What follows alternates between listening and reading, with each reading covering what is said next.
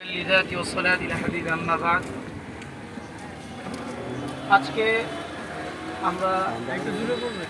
আমরা এই জায়গায় কি উদ্দেশ্যে সমবেত হয়েছি মোটামুটি আমরা যারা উপস্থিত জানি। হ্যাঁ, তো আমাদের এই নরসিংদীতে বিভিন্ন জায়গায় আমাদের মাদ্রাসা ছাত্ররা ট্রাফিকে কাজ করতেছে, ঢাকা শহরে বিভিন্ন জায়গায় করছে, এবং আমাদের যে কোটা বিরোধী আন্দোলনের পর যখন সরকারের পদত্যাগ আন্দোলন ছিল, ওই জায়গায় আমাদের আলেমদের, আমাদের মাদ্রাসা ছাত্রদের অবদান ছিল।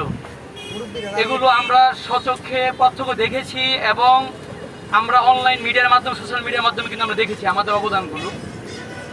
তো আমরা মাদ্রাসার ছাত্র হোক বা কলেজ ইউনিভার্সিটি, সবাই আমরা ছাত্র জনতা, আমরা সাধারণ একজন মানুষ যেভাবে একটা দেশের নাগরিকত্ব সুবিধা পায়, আমরা মাদ্রাসা ছাত্রও কিন্তু আমাদের অধিকার আমরা পাই। তো এই কোটা সংস্কার আন্দোলনের এই বিপ্লবের স্বাদ যেভাবে মাদ্রাসা ছাত্রও নিচ্ছে, ইউনিভার্সিটির ছাত্রও নিচ্ছে, সাধারণ জনতাও নিচ্ছে, কিন্তু আমরা গতকালকে এবং আমরা এর কিছুদিন আগে আমরা লক্ষ্য করছি যে আমাদের মাদ্রাসা ছাত্ররা যখন বিভিন্ন জায়গায় বিভিন্ন পয়েন্টে মানে আরবি গ্রাফিতি করতে যায়, যখন তারা তাদের ধর্মীয় ভাষা দিয়ে গ্রাফিতি করতে যায়, কিছু দল লোক ওরা মুসলিম হয়ে কুলাঙ্গারের মতো আমাদেরকে বাধা দেয়। আমরা বিপ্লব পরবর্তী আমরা যে আমাদের মাদ্রাসা ছাত্রদের কর্মসূচিগুলো আমরা লক্ষ্য করলে দেখতে পাবো যে ঢাকা শহরে বিভিন্ন মন্দির এবং পুরো বাংলাদেশের বিভিন্ন মন্দিরে ছাত্ররা পাহারা দিছে, মাদ্রাসা ছাত্ররা পাহারা দিছে। তা আমার কথা হচ্ছে, যদি আমরা মুসলিম হয়ে যদি আমরা সনাতনী বা এদের খ্রিস্ট ধর্ম, বৌদ্ধ ধর্মের যদি বিভিন্ন উপাসনালয়গুলো যদি আমরা যদি নিরাপত্তা বিধান নিশ্চিত করতে পারি, তাহলে আমরা মাদ্রাসা ছাত্ররা আমরা কেন এই শ্রেণীটা, আমরা কেন বিভিন্ন সুবিধা থেকে আমরা বঞ্চিত থাকবো? আমাদের ঢাকা শহীদ মিনারে যেই মানে গতকালকে ঘটনা ঘটেছিল যে ওয়ালে হিবিজিবি কিছু আঁকা ছিল বাংলাতে, তো ওই জায়গাটাকে সুন্দর করার মানে গ্রাফিতি করে সুন্দর দেখা যায় এই উদ্দেশ্যে উনি গ্রাফিতি করেছিল, কিন্তু এটাতে কিছু লোক এসে হাঙ্গা দাঙ্গামা করছে এই জায়গার ভিতরে। তো ওরা মানে আন্দোলন যদি বৈষম্য বিরোধী আন্দোলন শেষ হওয়ার সাথে সাথেই যদি আমাদের এক শ্রেণীর সাথে বৈষম্য শুরু হয়ে যায়, তাহলে আমাদের এই আন্দোলন স্বাধীন সফল আমরা কীভাবে বলি? তো এই জন্য এই উদ্দেশ্যে আমরা আমাদের নরসিংদীর মাদ্রাসা ছাত্র এবং বিভিন্ন ছাত্র জনতা, সাধারণ যারা মুসলিম ধর্মপ্রাণ ছাত্রদেরকে নিয়ে আমরা আমাদের আয়োজন করতে যাচ্ছি যে নরসিংদীর বিভিন্ন পয়েন্ট এবং বিভিন্ন কলেজ ইউনিভার্সিটির বিভিন্ন দেয়ালে আমরা সুবিধা মতো গ্রাফিতি করব। আমরা আমাদের অধিকার, আমরা আমাদের বিভিন্ন সুবিধা আমরা যেন নিশ্চিত করতে পারি, এই জন্য আমাদের নামতে হবে, ঠিক আছে? কারণ এর আগে আমরা কোটা বিরোধী আন্দোলন, আমাদের কোনো সুবিধা নেই, তারপরে কিন্তু আমরা নামছি, আমাদের কোনো স্বার্থ নেই। তো আজকে আমরা আমাদের ধর্ম কেন পালন করতে পারবো না? আজকে কেন আমরা আরবি গ্রাফিতি করার জন্য আমরা বাধাগ্রস্ত হবো? আমরা যেই জায়গায় আরবি গ্রাফিতি করবো আমাদের ধর্মের পাশে নেই, সেই জায়গায় পাশের দেয়ালে সনাতনী ভাইরা করুক, খ্রিস্ট ধর্মের বাইরে যদি করা দরকার করুক, আমাদের কোনো বাধা নেই। বৈষম্য কেন থাকবে? আমাদের কথা হচ্ছে যে কোনো জায়গায় বৈষম্য থাকতে পারবে না। আমরা হয়তো একসাথে হয়ে কাঁধে কাঁধে সনাতনী ভাইয়েরা, খ্রিস্ট ধর্মের ভাইয়েরা একসাথে আমরা গ্রাফিতি করবো।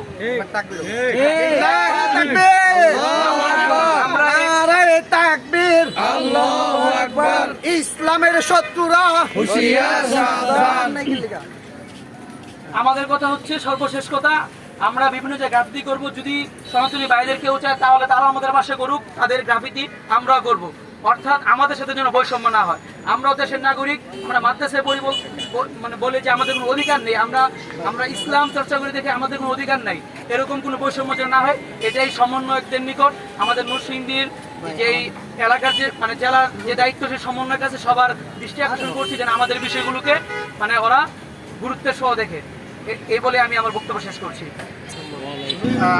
আমার মনে হয় সুজন ভাই সামনে আসতে পারবো না, আমি আসেন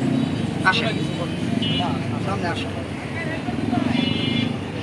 সবার মোবাইলটা একটু বের করলে ভালো হয়, কারণ আজকে আমরা এখান থেকে লাইভে গেলে এবং ভিডিও করে রাখি, এগুলো আবার আমাদের সম্প্রচার করলে আমাদের জন্য ভালো হয়। এখানে আমি তো কারো পক্ষে কারো বিপক্ষে বলতে আসি না যে আমি গেলে আমার কথা শুনলে মানুষ কিনা কি মনে করে। আসলে আজকের এই আয়োজনটা হলো, আপনারা জানেন সারা বাংলাদেশে স্বৈরাচার আন্দোলনে আমাদের হুজুরদের ভূমিকা শুরু থেকেই কিন্তু অনেক বেশি ছিল। এটা আজকে এই ছাত্র সমাজের এই আন্দোলনের সময় আমাদেরকে ভুলে গেলে কিন্তু হবে না। আপনারা জানেন 2013 সালে আমরা স্বৈরাচার পতনের আন্দোলনে যেই সর্বশেষ ভূমিকা পালন করার রাত্রে অবস্থান করেছিলাম, সেই রাত্রে কিন্তু গণহত্যা শিকার সর্বপ্রথম বাংলাদেশে আমরাই হয়েছিলাম।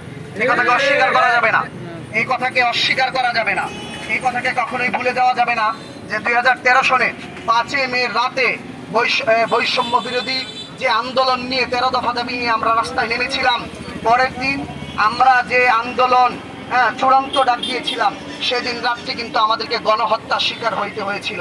সেটা কিন্তু আজকের দিনে ভুলে গেলে হবে না। এই জন্য আজকে আমরা একত্র হয়েছি। বিশেষ করে ভাই, আমরা এখন ফাইনাল আমাদের কর্মসূচি 4টা। এই 4 কর্মসূচি শুধু আমাদের না, সারা বাংলাদেশের কর্মসূচি হবে ইনশাআল্লাহ। নরসিংদীটাকে আমরা এই 4 দফা দাবি ঘোষণা করব। এর মধ্যে আমি বলতে চাই, উই ফর জাস্টিস একটা আন্দোলন হয়েছিল, আপনারা জানেন। আমি আপনাদের কাছে প্রশ্ন করব, উই ফর জাস্টিস এটা কোন ভাষা? বলেন, কোন ভাষা এটা? বাংলা ভাষা? লং মার্চ টু ঢাকা এটা কোন ভাষা? বলেন, এটা কোন ভাষা? যদি আচ্ছা, লিল্লাহি তাকবীর এটা কোন ভাষা? আরবি।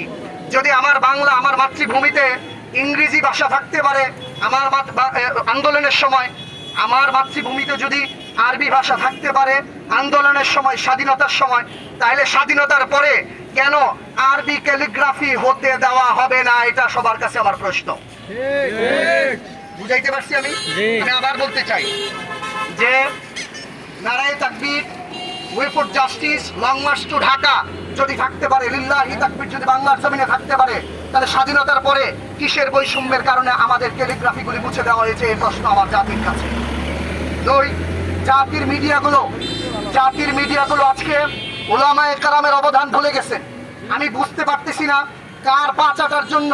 আগে তো ছিলেন কয়েকটা মিডিয়া, আপনারা দেখতে পাচ্ছেন, খেয়াল করছেন, ওরা এখন হাসিনা পালাইছে বলে, অথচ পরশুদিনও তারা বলতো আমার মাননীয় দেশনেত্রী বেগম, দেশনেত্রী কি শেখ হাসিনা বলতো, ঠিক না? জননেত্রী শেখ হাসিনা বলতো। এই পাঁচটা মিডিয়াগুলো ইসলামকে কি বোঝাতে যাচ্ছে? এরা দেশের জাতিকে কি বোঝাতে যাচ্ছে আমি বুঝি না। এই জন্য আমি মিডিয়াগুলোকে আহ্বান করব, এবং যদি মিডিয়া আমাদেরকে সম্প্রচার না করে, তাহলে আপনারা আপনাদের মোবাইল থেকে সারা বাংলাদেশের মিডিয়া হয়ে যান। আপনারা আপনার মোবাইলকে ইসলামের জন্য ব্যবহার করেন, টুপি পাঞ্জাবি দাড়িওয়ালাদের জন্য ব্যবহার করেন, নইলে অচিরেই সেই সংবিধান চলে আসবে যেখানে দাড়ি টুপি থাকবে না, যেখানে দাড়ি টুপি থাকবে না। এখন সময় আমাদের টুপি পাঞ্জাবি দাড়ি তসবি হাতে নিয়ে মাঠে থাকার।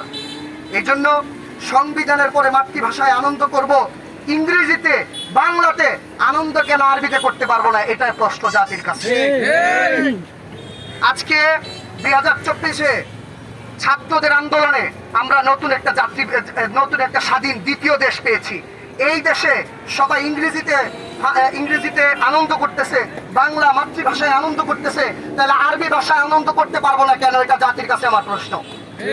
3 নাম্বার, এমন হাজার প্রমাণ আছে যে এই স্বৈরা শাসকের বিরুদ্ধে উলামায়ে কেরাম প্রত্যেক যুগে প্রত্যেক ধাপে নির্যাতিত হয়েছে। এটাকে অস্বীকার করার কোনো অবকাশ নাই। দেলোয়ার হোসেন সাইদি 12 বছর জেল খেটে তাকে শহীদ করে দেওয়া হয়েছে, তাকে খুন করা হয়েছে। আমাদের মামুনুল হক সাহেব, ওনাকেও কিন্তু 3 বছর কারাভোগ করতে হয়েছে। উলামায়ে কেরামকে যেভাবে নির্যাতন করা হয়েছে, দেশের সাধারণ মানুষ এবং আমাদের সর্বস্তরের মানুষকে নির্যাতন এবং জিম্মি করে রাখা হয়েছিল। আমরা সেই জিম্মি দশা থেকে ছাত্রদের আন্দোলনের মাধ্যমে মুক্তি পেয়েছি স্বাধীন দেশ গড়ার লক্ষ্যে। এখন আমাদের 4টা কর্মসূচি হবে, আমরা সবাই সবার মোবাইল গুলো চালু করি। 1 নাম্বার, আগামীকালকে থেকে সারা বাংলাদেশে কর্মসূচি হলো, সারা বাংলাদেশে আমাদের সাধারণ ছাত্র জনতা এবং উলামায়ে কেরামের পক্ষ থেকে আমরা কয়েকজন মিলে কর্মসূচি ঘোষণা করতেছি। সারা বাংলাদেশে আগামীকালকে সারা বাংলাদেশে মাতৃভাষা ও আরবি রবের ভাষায় আগামীকাল গ্রাফিতি কর্মসূচি পালন করা হবে সর্বজেলায়, 365টি জেলায়। সারা বাংলাদেশে মাতৃভাষা সহ আরবি আমার রবের ভাষায়, ধর্মীয় যার ধর্মীয় ভাষায়, সনাতন ধর্মীয় এবং বৌদ্ধ খ্রিস্টান মুসলমান যার রবের ভাষায়, যার প্রভুর ভাষায় সারা বাংলাদেশে গ্রাফিতি কর্মসূচি পালন করবে ছাত্র সমাজ।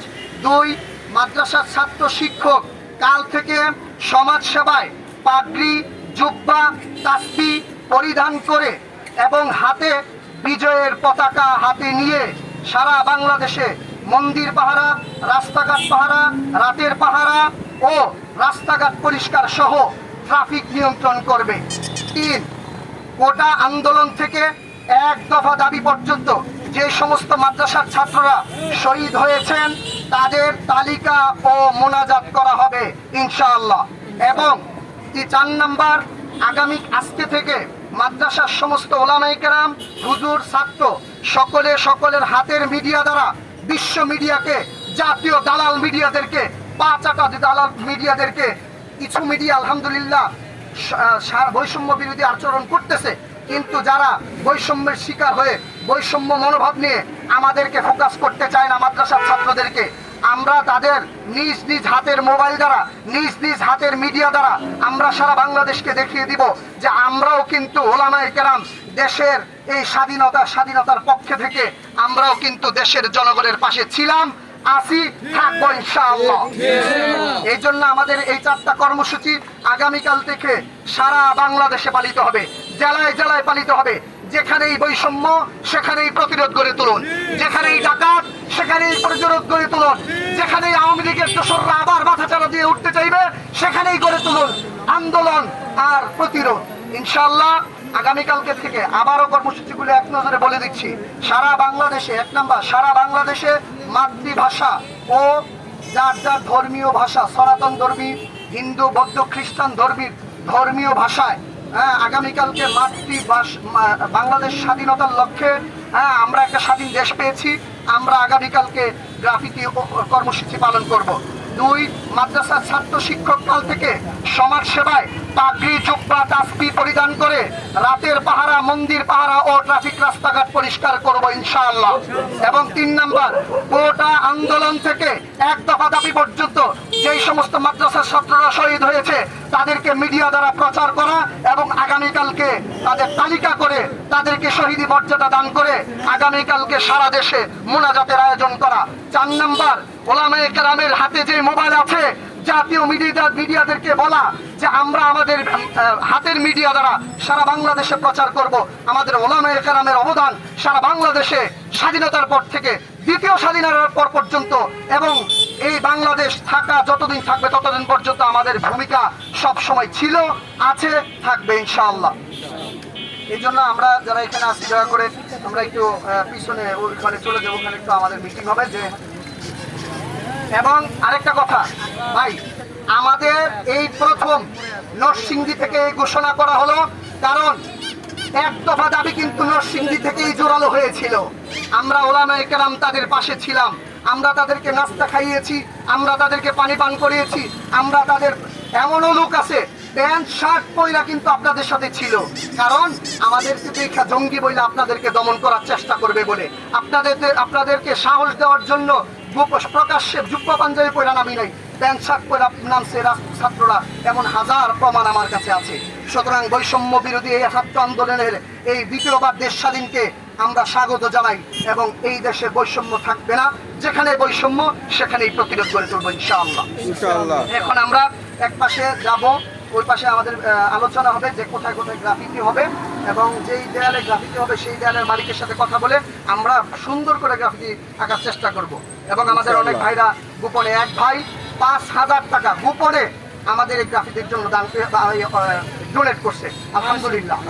এবং অনেকে 200, 500 এবং আমার শাশুড়ি উনি আমাকে আসার সময়, অর্থাৎ আমি কাল রাত্রে শ্বশুর বাড়িতে ছিলাম, আমার শাশুড়ি 200 টাকা আমাদের আন্দোলনে, আমাদের এই প্রতিবাদের ভাষায় 200 টাকা ডোনেট করছেন আমার শাশুড়ি।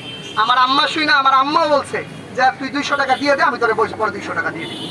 আল্লাহ তাআলা আমাদের এই আন্দোলনকে সফল করুক। এই ছাত্র সমাজকে নরসিংদী থেকে আমাদের এই কর্মসূচিকে সারা বাংলাদেশে স্বতঃস্ফূর্তভাবে মেনে নিবে বলে আমরা আশা করি ইনশাআল্লাহ।